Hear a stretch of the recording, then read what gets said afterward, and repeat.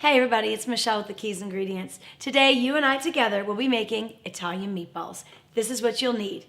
Grass-fed beef, pecorino romano cheese, fresh cracked pepper, dried Italian spices, fresh Italian herbs, eggs, garlic, and to replace the breadcrumb, we're going to use some ground sunflower seeds. You ready to roll up your sleeves and get rolling? Let's go. This is a great recipe to get some help from your family members. So one person can go ahead and put the eggs, Italian herbs, garlic, and a splash of water in here and mix this all up. While we take the grass-fed beef, we add the cheese, the breadcrumb substitute, which is my ground sunflower seeds, adding amazing health benefits here. Do a little bit of cracked pepper.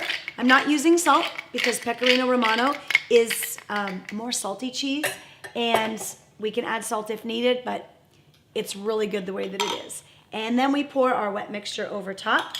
This is the part that we need to roll up our sleeves, get our hands dirty. Kids love to do this. And all we're going to do is mix this, kind of fold it together, mixing in the cheese, the sunflower seeds, and all the fresh herbs, and the egg as a binder.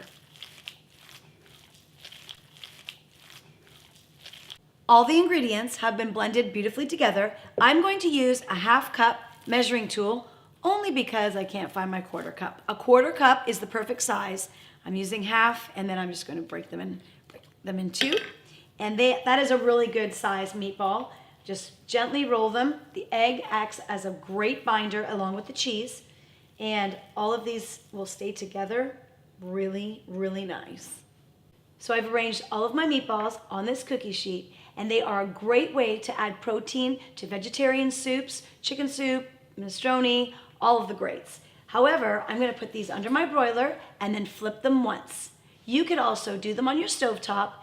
Either way is great. And guys, just like that, your meatballs are ready.